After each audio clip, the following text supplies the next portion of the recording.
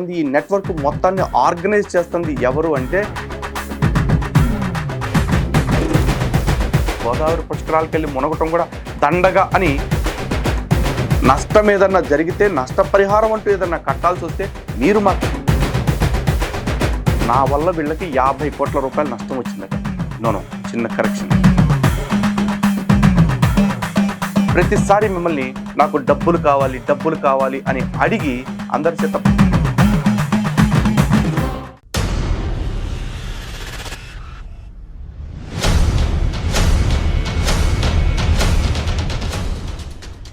హిందూ బంధువులందరికీ జై శ్రీరామ్. షిరిడి సాయి సంస్థాన్ మీద, షిరిడి సాయిబాబా మీద మనం అడుగుతున్న ప్రశ్నలకి ప్రామాణికంగా సమాధానాలు చెప్పలేక మన మీద తప్పుడు కేసులు పెడుతున్నారు. ఈ విషయం ఆల్రెడీ మీ దృష్టికి తీసుకొచ్చాం. అయితే తాజాగా షిరిడి సాయి సంస్థాన్ CEO అయిన గోరక్ష మహాదేవ్ గడిల్కర్ గారు స్వయంగా నాకు ఒక 50 కోట్ల రూపాయలకి పరువు నష్టం నోటీస్ పంపించడం జరిగింది. హిందూ బంధువులరా, గట్టిగా ఆలోచించండి. ఈ నోటీస్ గురించి, ఇందులో వాళ్ళు చేసిన అభియోగాలు, ఆరోపణల గురించి, దానికి మన వివరణ ఏంటి అనేది కంప్లీట్గా మీకు ఎక్స్ప్లెయిన్ చేస్తా. అఫ్కోర్స్ దీనికి పంపాల్సిన రిప్లైని పంపాల్సిన విధంగా నేను పంపుతా. కానీ షిరిడి సాయి భక్తుల యొక్క నైజాన్ని, షిరిడి సాయి సంస్థాన్ యొక్క నైజాన్ని మీ అందరికీ అర్థమయ్యేలాగా చెప్పాల్సిన బాధ్యత కూడా ఉంది కాబట్టి చెప్తున్నాను. ఒక్కసారి ఈ నోటీస్ కాపీ చదువుతాను, దాన్ని పాయింట్ బై పాయింట్ వివరిస్తాను. చూడండి. ఈ నోటీస్ పంపింది షిరిడి సాయి సంస్థాన్ CEO గారి అడ్వకేట్స్ అయిన జైకర్ అండ్ పార్ట్నర్స్. ఏప్రిల్ 3వ తారీఖున పంపారనమాట. Mister Lalit Kumar by email. Reference వచ్చి defamatory and derogatory videos made against Shri Sai Baba. We address you on behalf of our client mister Goraksha Gadilkar. ఇక్కడ మొత్తం లెటర్ చదవటం కంటే కూడా వీళ్ళు రైజ్ చేసిన పాయింట్స్ ఏవైతే ఉన్నాయో దాని గురించి ఫస్ట్ సమాధానాలు చెప్తా. You have also wrongly stated that temples, including the one at Shirdi, is not a place of worship but a dargah where Muslims pray, and in the Sai Baba Mandir in Shirdi and other temples, women are taught how to perform namaz, which has resulted in Hindu women being caught in the net of love jihad. అంటే షిరిడీతో పాటు ఇతర సాయిబాబా ఆలయాలను మీరు దేవాలయాలు కాదు దర్గాలు అంటున్నారని, అదేవిధంగా ఆలయాల్లో నమాజ్ నేర్పిస్తున్నారని తప్పుడు వ్యాఖ్యానాలు చేశారు. దాంతో ఆడవాళ్ళు, హిందూ ఆడవాళ్ళు లవ్ జిహాద్ వలలో పడుతున్నారు అన్న విషయాన్ని నేను చెప్పానట. దానికి వీరు బాధపడ్డారట. అయితే ఈ విషయంగా షిరిడి సాయి సంస్థాన్ ఎందుకు నోటీస్ పంపింది నాకు ఇప్పటికీ అర్థం కావట్లేదు.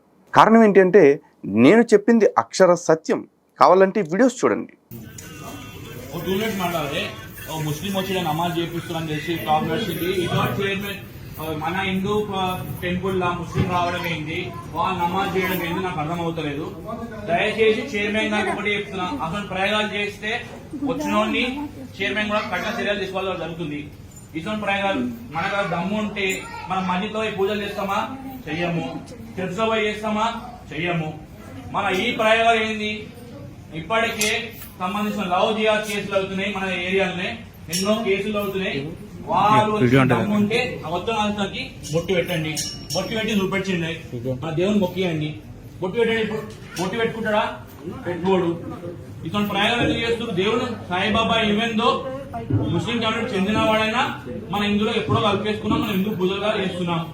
సో దయచేసి చైర్మన్ గారికి నేను ఒకటి 100 మంది అభిప్రాయాలు తీసుకొని మీరు ఏదైనా పని చేయండి. మీ వ్యక్తిగత అభిప్రాయాలు తీసుకొని ఇక్కడ రాజకీయాలు లేకండి. మీరు చూసారు కదా, ఇది సైదాబాద్లో ఉన్న షిరిడి సాయిబాబా ఆలయంలో నమాజు చేయించడానికి ఒక ముస్లిం వ్యక్తిని తీసుకొస్తే ఒక హిందూ యువకుడు వెళ్ళి అడ్డుకున్న సందర్భం. ఇక ఒక్కసారి ఈ వీడియో చూడండి. జగతికి అల్లా మూలమని, అల్లాకు తను బానిసని, జగతికి అల్లా మూలమని, అల్లాకు తను బానిసని, అల్లాకు తను బానిసని, జగతికి అల్లా మూలమని, అల్లాకు తను బానిసని, అల్లా జగతికి అల్లా మూలమని, అల్లాకు తను బానిసని. చూసారు కదా, ఈ 2 వీడియోస్లో ఒక చోట ఇంట్లో, మరొక చోట గుడిలో కూడా సాయిబాబా భజన పేరుతోటి జగతికి అల్లా మూలమని, అల్లాకు తను బానిసని, ఎవరు సాయిబాబా అల్లాకు బానిసని భజనలు చేపిస్తున్నారు. మరి ఇది జరిగింది నిజం కదా? ఈ నిజాన్ని నేను చూపించడం మాత్రం అభ్యంతరం వచ్చింది షిరిడి సాయి సంస్థానికి. ఇప్పుడు దెబ్బ ఇక్కడ తగిలితే ఆయింట్మెంట్ అక్కడ రాయటం ఏంటి? ఆలోచించండి ఒకసారి మీరు. సో ఇదంతా ఒక నెట్వర్క్. ఈ నెట్వర్క్ మొత్తాన్ని మ్యానిపులేట్ చేస్తుంది, ఈ నెట్వర్క్ మొత్తాన్ని ఆర్గనైజ్ చేస్తుంది ఎవరు అంటే షిరిడి సాయి సంస్థాన్ ట్రస్ట్ అన్న అనుమానాలు బలపడతాయా లేదా? అలా బలపడుతున్న అనుమానాలని మనం వ్యక్తం చేస్తుంటే మన మీద ఇట్లా కోట్లకి కోట్లు పరువు నష్టం దావా వేస్తారు. అఫ్కోర్స్ ఆ 50 కోట్ల లెక్క కూడా నేను చివరిలో చెప్తా. కానీ జరుగుతున్న ఈ నిజాల్ని కళ్ళకు కట్టినట్టు చూపిస్తే Shirdi Sai Sansthan CEO Gadilkar, he's an IAS, ఆయనకి ఎందుకంత నొప్పి కలిగింది ఆయనే చెప్పాలి, అడుగుదాం. అండ్ ఇక తర్వాత there is an innuendo that Sai Baba had exhorted devotees to forget their gods they were worshipping and come to Shirdi and do Sai Baba puja and forget the gods that they respected. Shirdi Saibaba నేరుగా హిందూ దేవుళ్ళని మొక్కొద్దు నన్ను తప్ప అని చెప్పేసి అన్నానని ఇన్యూఎండో, అంటే అన్యాపదేశంగా చెప్పానంటున్నారు. అన్యాపదేశంగా కాదు, స్పష్టంగా చెప్తున్నాను. అండ్ దానికి నాకు సాయి సచ్చరిత్ర రిఫరెన్స్, నేను రిఫరెన్స్ లేకుండా ఒక్క మాట కూడా మాట్లాడలేదు. కావాలంటే సాయి సచ్చరిత్రలోని పేజ్ 42 ఒకసారి చూడండి. దానిలో స్పష్టంగా ఏం చెప్తున్నారు? షిరిడియే మనకు పండరీపురం, షిరిడియే జగన్నాథపురి ద్వారకా, షిరిడియే గయా, షిరిడియే విశ్వేశ్వరుడి కాశీ, షిరిడియే రామేశ్వరం కూడా, షిరిడియే మనకు బద్రీనాథు కేదార్నాథు, షిరిడియే మనకు నాసిక త్రయంబకేశ్వరం, షిరిడియే మహంకాళేశ్వరుడి ఉజ్జయిని, షిరిడియే మహాబలేశ్వరుడి గోకర్ణ క్షేత్రము, షిరిడిలో సాయితో సమాగమమే మనకు ఆగమ నిగమాలు, అంటే వేదాలు ధర్మశాస్త్రాలు. ఆయన చరణ సహవాసమే మనకు త్రివేణి, అంటే గంగా యమున గుప్తంగా ఉండే సరస్వతి. ఈ 3 నదుల సంగమ ప్రవాహమే అలహాబాదులోని ప్రయాగ స్నానం. ఆయన చరణ తీర్థ సేవనమే మన వాసనల నిర్మూలన, ఆయన ఆజ్ఞే మనకు వేదవాక్కు, సాయియే మనకు పరబ్రహ్మ, సాయియే మన పరమార్థం, సాయియే శ్రీకృష్ణుడు, సాయియే శ్రీరాముడు, సాయియే నిజమైన ఆశ్రయస్థానం, శ్రీ సాయియే. ఇది చాలా స్పష్టంగా చెప్తున్నారు. ఇది ఇన్యూఎండో ఏముంది అందులో? నేను చెప్పిన అబద్ధం ఏముంది దీంట్లో? మిగతా వాళ్ళందరినీ మర్చిపో, అందరినీ నాలోనే చూసుకో అని షిరిడి సాయి చెప్పాడా లేదా? ఈ విషయాన్ని నేను హిందువులకి చెప్పి హిందువులను చైతన్యపరచాలా వద్దా? హిందూ దేవీ దేవతల నుండి హిందువుల్ని దూరం చేసి అందరినీ నాలోనే చూసుకోండి అని చెప్తుంటే దీన్ని హిందువులకి చెప్పాలా వద్దా? ఇది చెప్తే నేను 50 కోట్లు కట్టాలట, ఇంకా చాలా కండిషన్స్ పెట్టారు, అవి కూడా మాట్లాడదాం. ఇక దాని తర్వాత you have also stated that in your capacity as representative of Hindu Janashakti organisation do not accept Saibaba as guru, especially since there is no such guru in Hindu religion as Saibaba. Saibaba లాంటి గురువు లేడు అని నేను అన్నానట. అలా అనలేదు. సాయిబాబాకి సనాతన ధర్మంలో ఉన్న ఏ గురువుతో అయినా పోలిక చేసి చెప్పండి. మిగతా అందరికంటే, ఒక వ్యాస భగవానుడి కంటే, శంకరాచార్యుల వారి కంటే, రామానుజాచార్యులు, మధ్వాచార్యులు, వల్లభాచార్యులు, నింబార్కుడు ఇత్యాది గురువుల కంటే ఏ రకంగా సాయి గొప్ప? ఇది ఎవరైనా ప్రామాణికంగా నిరూపించండి అని అడిగా. ప్రజాస్వామ్య దేశంలో నాకున్న అనుమానాన్ని రాజ్యాంగబద్ధమైన, రాజ్యాంగ పరిమితమైన భాషతో నేను ప్రశ్నిస్తే అందులో నేరం ఏముంది? అండ్ ఎస్, ఇప్పటికీ చెప్తున్నా, ఎప్పటికీ చెప్తున్నా, సాయికి సనాతన ధర్మంలో ఉన్న ఏ గురువుతో పోల్చుకునే అర్హత, యోగ్యత రెండు లేవు.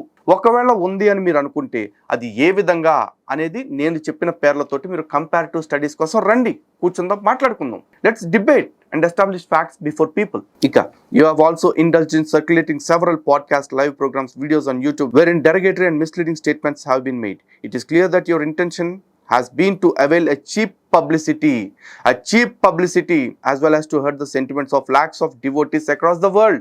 దీనికి కంటిన్యూషన్ లో చెప్పిన మాట చూడండి. Neither does the Satcharitra of Sai Baba, the compendium of all beliefs of Sai Baba, does not mention any of the events, actions or statements attributed to Sai Baba. Cheap publicity కోసమట మేము ఇలాంటి వ్యాఖ్యలన్నీ చేస్తూ తప్పుడు ప్రచారాలు చేస్తూ యూట్యూబ్లో పాడ్కాస్ట్లు ఇస్తున్నామట. చీప్ పబ్లిసిటీ ఎవడదో? సాయి సచ్చరిత్ర, ఇది షిరిడి సాయి సంస్థాన్ వాళ్ళు ముద్రించిన పుస్తకము. ఒక్కసారి ఈ సచ్చరిత్ర ఆధారంగా చీప్ పబ్లిసిటీ గాడి ఎవడో తెలుద్దాం. 44 పేజ్లో సాయి సచ్చరిత్రలో చాలా స్పష్టంగా చెప్తున్నారు చూడండి. దాసుగను ప్రయాగ తీర్థానికి స్నానానికి వెళ్ళాలని మనసు పడ్డాడు. అందుకు బాబా దగ్గర అనుమతి తీసుకోవాలని వచ్చాడు. బాబా, అరే దానికోసం అంత దూరం వెళ్ళవలసిన అవసరం ఏమిటి? ఇదే మన ప్రయాగ తీర్థం, మనసులో విశ్వాసం దృఢంగా పెట్టుకో. నిజమే, ఆ ఆశ్చర్యం ఏమి చెప్పను. దాసుగను బాబా పాదాల మీద తల పెట్టగానే బాబా 2 కాలిబొటన వేళ్ల నుండి నీరు ఉబికి రావటం మొదలుపెట్టి గంగా యమునల జలం ప్రవహించింది. 2 బొటనవేళ్ల నుంచి 2 దారలు వచ్చినాయట. అవి గంగా యమునలట.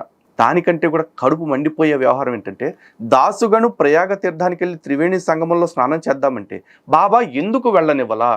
దాసుగను వదిలి ఒక వారం రోజులు ఉండలేపాడా బాబా? దాసుగను లేకపోతే బాబాకి ఏం జరగలేదా? ఈవెన్ మనకి తులసి మొక్క గురించి చెప్పుకునేటప్పుడు కూడా చాలా గొప్ప మంత్రం చెప్పుకుంటాం, యన్మూలే సర్వతీర్థాని యన్మధ్యే సర్వదేవత అని చెప్పేసి. అంటే ఎక్కడైతే సకల తీర్థాలు ఉన్నాయో, ఎక్కడైతే సకల దేవతలు కొలువై ఉంటారో అటువంటి తులసి మాతకి మేము నమస్కరిస్తున్నాం అంటాం. కానీ ఇంట్లో తులసి మొక్క ఉంది కదా అని పుణ్యక్షేత్రాలకు వెళ్ళటం మానేస్తామా? సమస్త తీర్థాలు కొలువై ఉండే మరొక ప్రాణి గోమాత. మరి గోమాత ఇంట్లో ఉంటుంది కదా, అటువంటి గోమాత ఉండగా ఇంకెక్కడికో వెళ్ళటం ఎందుకని చెప్పేసి ఏ క్షేత్రానికైనా మనం వెళ్ళటం మానేస్తామా? లేదా ఒక గోశాలకు వెళ్ళి గోవు చుట్టూ ప్రదక్షిణ చేసేసి నేను కేదారం తిరిగేసా, బద్రీ తిరిగేసా, రామేశ్వరం తిరిగేసా, తిరుమల తిరిగేసా అని మనం ఎప్పుడైనా అనుకున్నామా? లేదుగా. మరి బాబా మాత్రం ఎందుకని అలా చేశాడు? ఎందుకు దాసుగనుని వదిలి ఉండలేకపోయాడు? దాసుగనికి బాబాకి మధ్య ఉన్న ఆ సంబంధం, బంధం ఏమిటి? వీటి గురించి మనం ప్రశ్నించకూడదు. పైగా చీప్ పబ్లిసిటీ కోసమట. ఇది చీప్ పబ్లిసిటీ కోసం రాసుకున్న దానిలాగా మీకు ఎవరు కనిపించట్లేదా? దీన్ని ముద్రించిన షిరిడి సాయి సంస్థానికి కనిపించట్లేదా? ఎందుకంటే చీప్ పబ్లిసిటీ కోసం వీళ్ళు రాసిన మరో దారుణమైన రాత నేను చెప్తాను. Page number 47, Shri Sai Satcharitra, published by Shirdi Sai Sansthan. చూడండి, జనులు తమ మహాభయంకరమైన పాపాలను ప్రక్షాళన చేసుకోవటం కోసం గంగ వద్దకు పోతారు. గంగ తన పాపాలను పోగొట్టుకోవటానికి మహాత్ముల పాదాలు పట్టుకుంటుంది. కనుక శ్రీ సాయిబాబా పవిత్ర చరణాలను వదిలి గంగా లేదా గోదావరి యాత్ర చేయవలసిన అవసరం లేదు. అంటే విష్ణు పాదోద్భవీం గంగ, సాక్షాత్తు విష్ణుమూర్తి పాదాల నుంచి ఉద్భవించిన గంగమ్మ తల్లి శివుడు జటాజూటంలో బంధించబడి అక్కడి నుంచి నియంత్రించబడి భూమికి వస్తున్న ఆ పావని తన పాపాలు కడుక్కోవటానికి మహాత్ముల పాదాల వద్దకు వస్తుందంట. అందులో సాయి ఒకడంట. కాబట్టి సాయి పాదాల దగ్గరకు ఉంటే చాలు తప్ప గోదావరి గంగా యాత్రలు చేయాల్సిన అవసరం లేదట. అంటే గతంలో కుంభమేళ జరిగి 65-70 కోట్ల మంది వచ్చారని చెప్తున్నారు. మరి 65-70 కోట్ల మంది కూడా నమ్మబుస్కేనా? వచ్చే సంవత్సరం గోదావరి పుష్కరాలు జరగబోతా ఉన్నాయి. మరి ఇప్పుడు గోదావరి పుష్కరాలకు వెళ్ళి మునగటం కూడా దండగా అని సాయి భక్తులకి, ఎవరైతే సాయి భక్తుల రూపంలో ఉంటున్నారో మన హిందువులు, ఆ హిందువులకు కదా చెప్పేది. ఎందుకంటే ఏ ముస్లిము ఏ క్రిస్టియన్ అయితే పుష్కరాలకు పోడు, గంగలోనూ గోదాట్లోనూ మునగడో, మునిగేది మనమే. కాబట్టి మన వాళ్ళకి మన నుంచి విడిపోయి సాయి మార్గంలోకి వెళ్ళిపోయి సాయి మతంలోకి బతుకుతున్న హిందువులు ఎవరైతే ఉన్నారో వాళ్ళకి ఏం చెప్తున్నారు? మీరు గంగా గోదావరి దగ్గరికి వెళ్లాల్సిన అవసరమే లేదు అని చెప్పేసి చెప్తున్నారు. ఇది ఎవరి మనోభావాల్ని ఎవడరా అవమానిస్తుంది? ఎవడ అవమానిస్తున్నాడు? అసలు ఇంత చేసి గంగ దగ్గరికి గోదావరి దగ్గరికి వెళ్ళొద్దన్నారు. మరి సాయిబాబా తన బోటిని తీసి ఎక్కడ కడుక్కున్నాడు? ఆ ఊరి నీళ్ళలో కదా. అంటే గంగా గోదావరిలో కూడా ఆయన కాళ్ళ దగ్గరికి వచ్చేస్తే పట్టుకుంటే అన్నారు కదా. మరి ఆ బోటిని నోట్లోంచి తీసి కాళ్ళ దగ్గర తుడుచుకున్నట్టు పెట్టేసే పనిగా అయిపోయేదిగా. ఎందుకు గంగ దగ్గరికి వెళ్ళి కడుక్కున్నాడు?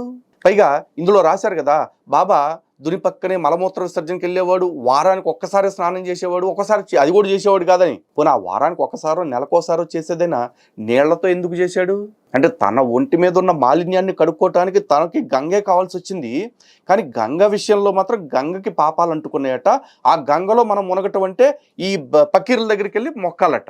ఇలా హిందుత్వాన్ని, హిందూ ఆచారాల్ని, హిందూ దేవీ దేవతల్ని, హిందూ తీర్థాలని, హిందూ క్షేత్రాలని, హిందూ పుణ్య నదుల్ని అవమానిస్తూ ఉంటేనట మనం అంటే అలా కూర్చుని సాయిబాబా అంటూ భజన చేసుకోవాలా? ఎవడికి పట్టిందిరా కర్మ? ఎవడికి పట్టింది కర్మ? మా దేవి దేవతల్ని, మా విశ్వాసాలని అడుగడుగున అవమానిస్తుంది మీరు. పైగా మళ్ళీ మాకు నోటీసులు చెప్తా. పైగా ఇవి సాయి సచ్చరిత్రలో లేని మాటలు, సాయి సంప్రదాయం ఎందులోనూ లేని మాటలట. మరి ఈ సచ్చరిత్ర ఎవడు ప్రింట్ చేశాడు? షిరిడి సాయి సంస్థాన్ కాదు. వీటన్నిటికీ కూడా లెక్కలు చెప్పుకునే రోజులు వస్తాయి, లాగుతాం అన్నీ. ఇక you are aware that consequent upon your illegal activities conducted by you with the active participation of Mr. Bhaskar Killi has caused extensive damage to our client. అది మనం చేసిన వీడియోలో ఎక్స్టెన్సివ్ డ్యామేజ్ చేసినాయట. Extensive damage. Who apart from being the chief executive officer of the Shri Saibaba Sansthan trust is also himself a staunch devotee of Saibaba. ఇక్కడ కీలకంగా అర్థం చేసుకోవాలి. ఇతను గడిల్కర్ సాయిబాబా సంస్థాన్కి CEO మాత్రమే కాదు, స్టాంచ్ సాయిబాబా భక్తుడట. కాబట్టి ఇతనికి తీవ్రమైన నష్టం చేసేసాయి. కాబట్టి ఇతనికి మనం 50 కోట్ల రూపాయలు చెల్లించాలట. గడిల్కర్ నీకు ఏం నష్టం వచ్చింది? ఎలా నష్టం వచ్చింది? నేను చేసిన వ్యాఖ్యల వల్ల ఎంత నష్టం వచ్చింది? అయినా వ్యక్తిగతంగా నీకు నష్టం రావటానికి, లేకపోతే సాయి సంస్థానికి నష్టం రావటానికి మీరు చేసిన పని ఏంటి? నేను చేసిన పని ఏంటి?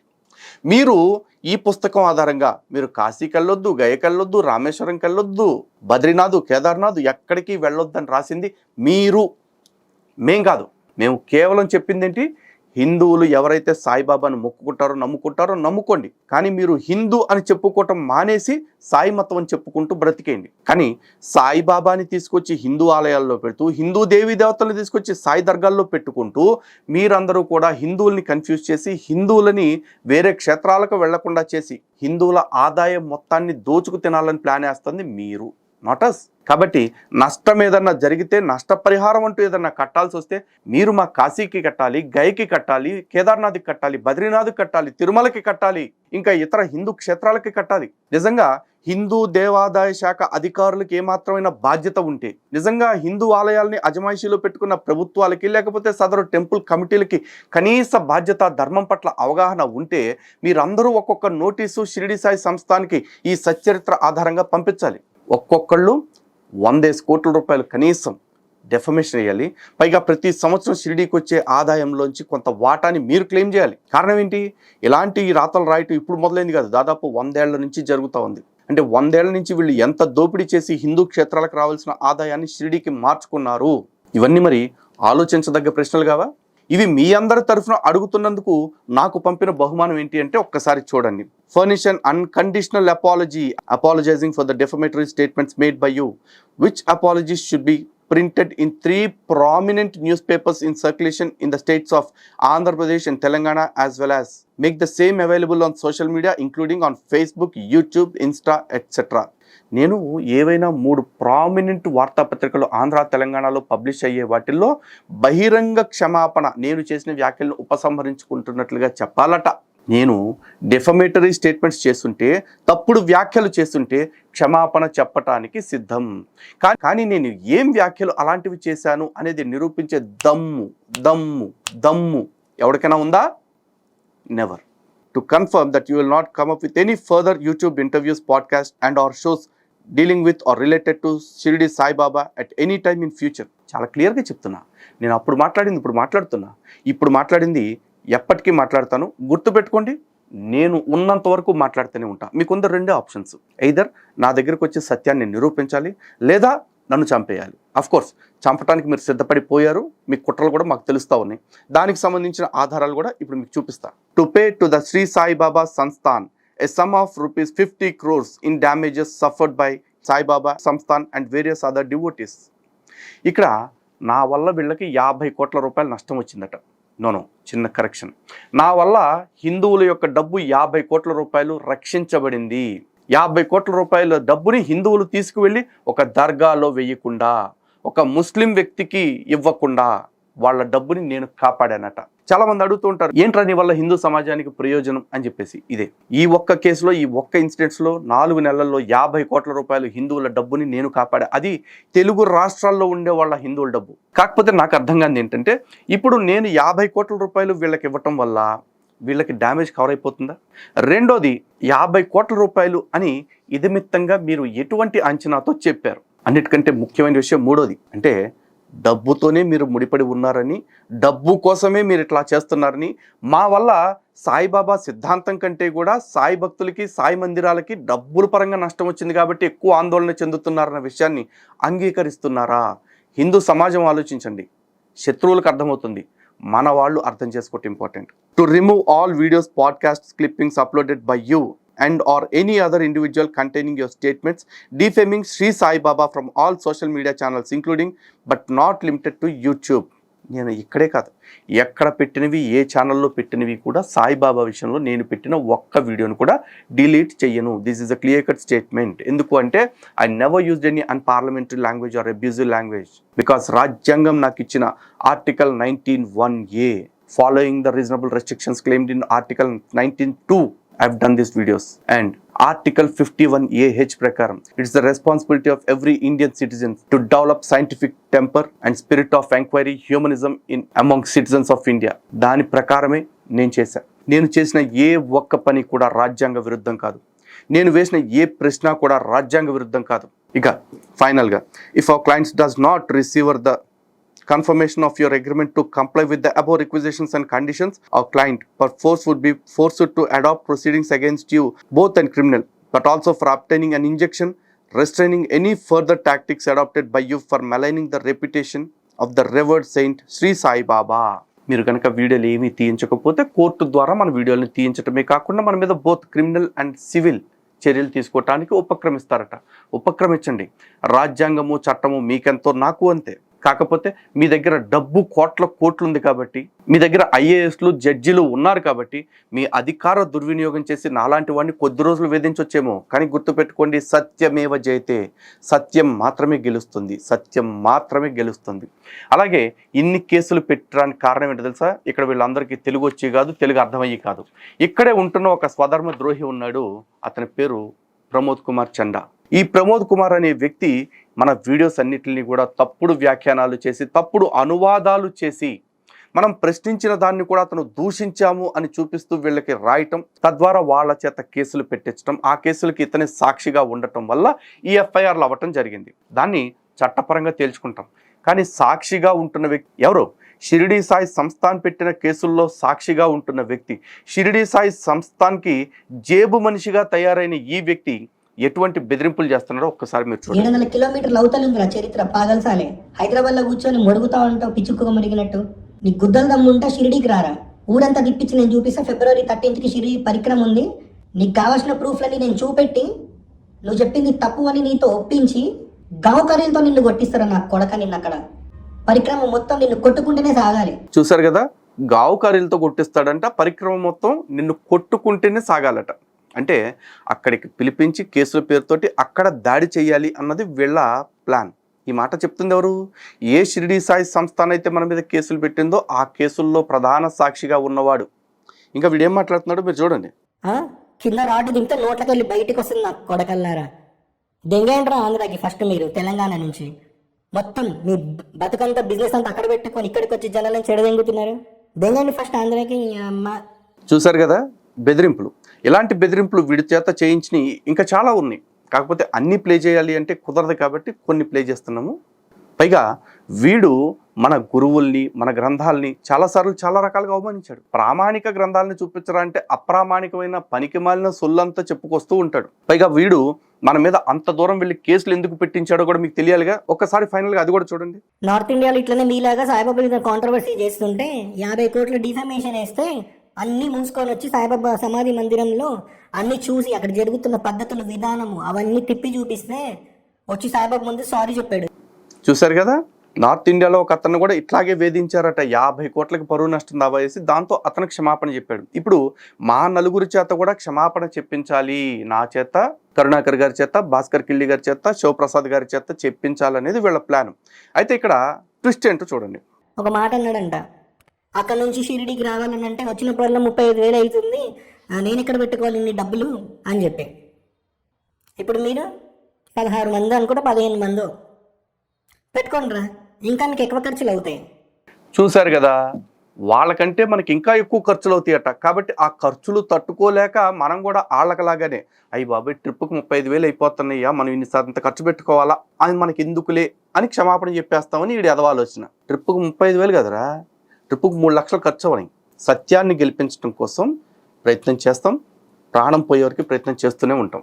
ఒకవేళ నిజంగానే మీ అర్ధబలం ముందు లేకపోతే మీ అధికార బలం ముందు మేము తట్టుకోలేక పడిపోయే పరిస్థితి వస్తే, పడిపోయే క్షణం ముందు కూడా సాయిబాబా హిందూ దేవుడు కాదు, సాయిబాబా ముస్లిం, సాయి ఆలయాలుగా చలామణి అవుతున్నవి సాయి దర్గాలే అని చెప్పి చచ్చిపోతాను. కానీ గుర్తుపెట్టుకో, జుకేగానే మాట మార్చేది లేదు. సత్యాసత్య నిరూపణ అవ్వనంత వరకు ఒక్క మాట కూడా నేను వెనక్కి తీసుకునే పరిస్థితి లేదు. హిందూ బంధువులారా, చట్టపరంగా పోరాటానికి సిద్ధంగా ఉన్నాం. ఎందుకంటే మా ధైర్యం మన ధర్మం, మా ధైర్యం మీరు, మీ అందరూ మా వెన్నంటి ఉంటారని మనస్ఫూర్తిగా కోరుకుంటున్నాం. అలాగే ఈ సత్యాన్ని నిలబెట్టడం కోసం దీర్ఘకాలిక ఉద్యమం చేయాల్సి ఉంటుంది. కాబట్టి దీర్ఘకాలం పాటు మీ అందరి యొక్క సహాయ సహకారాలు కూడా మాకు కావాలి.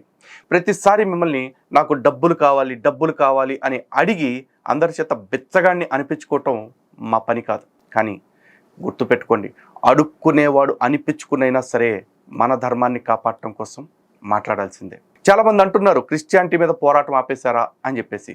ఆపలేదండి, దేనికి దానికి ఇచ్చుకుంటూనే వెళతాం. ప్రస్తుతం హిందుత్వవాదుల పరిస్థితి పద్మవ్యూహం లాంటిది. ఒక్కొక్క శత్రువుని ఒకళ్ళ తర్వాత ఒకళ్ళు గెలుచుకుంటూ ఒకళ్ళ తర్వాత ఒకళ్ళని చంపుకుంటూ వెళ్ళే పరిస్థితి కాదు. ఏకకాలంలో చుట్టుపక్కల ఉన్న అందరి శత్రువులతోటి పోరాటం చేయాల్సిందే, అందులో స్వధర్మ ద్రోహులతోటి కూడా చేయాల్సిందే.